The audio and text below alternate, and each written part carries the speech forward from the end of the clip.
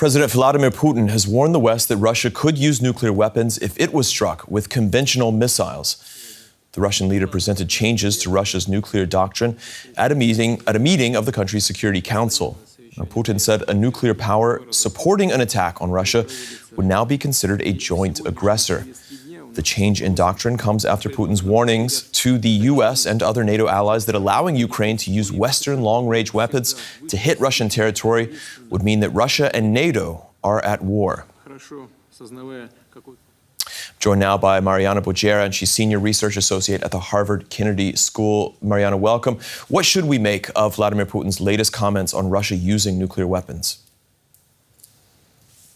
Well, Stephen, this is the latest instance of a long string of nuclear rhetoric and signaling that has been coming out of Moscow since the beginning of this full-scale invasion. This is significant. We knew that the Russian leadership has been reviewing their military nuclear doctrine, and the general expectation has been that the Russian threshold for the use of nuclear weapons will be lowered. There's been a lot of talk about this by Russian leaders, by Russian commentators. And so here we have a preview, right? There are a few significant things to note.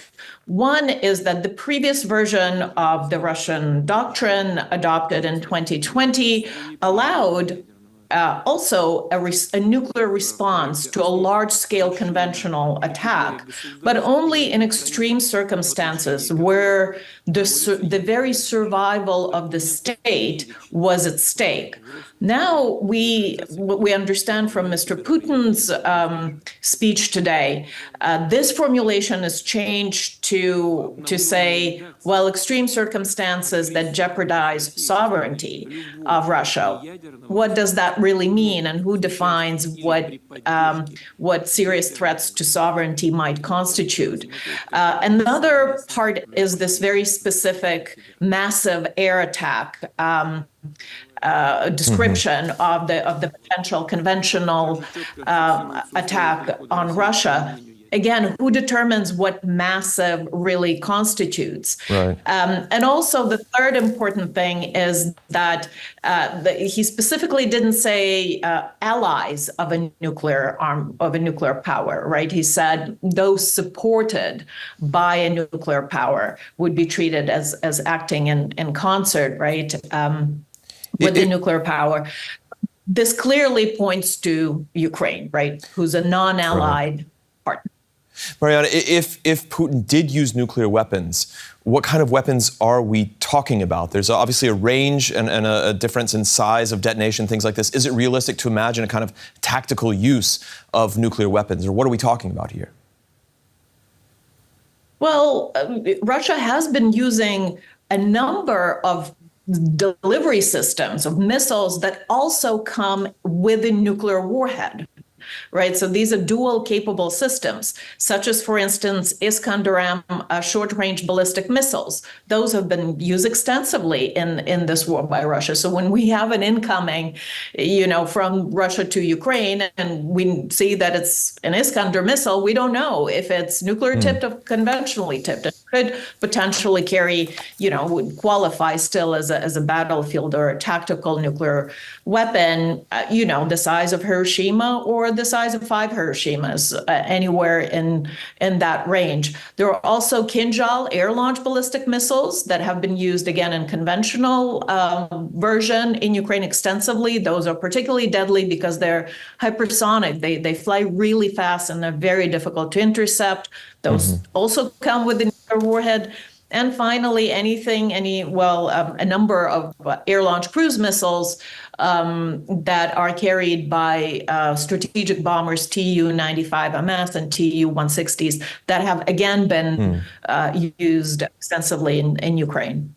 We know that Putin's comments also come after Ukrainian President Volodymyr Zelenskyy addressed the UN. He issued a warning that Russia is planning to attack Ukraine's nuclear power plants. Let's listen together to what he said real quick. Recently, I received yet another alarming report from our intelligence. Now, Putin does seem to be planning attacks on our nuclear power plants and their infrastructure, aiming to disconnect the plants from the power grid. And it's important for us that all these people can understand us, understand that Ukraine wants to end this war more than anyone in the world. All right, Zelenskyy there speaking at the UN General Assembly. Back to Mariana Budjeryn from the Harvard Kennedy School. We heard what he said there. How serious is this threat to nuclear power plants in Ukraine? Well, it is very serious. I mean, Ukrainian power grid in general has been severely degraded in the 2.5 years, and especially over the past 6 months, starting in March this year, where generating capacity has been targeted. So, all of Ukrainian thermal power plants, majority of the hydro electric power plants are entirely destroyed.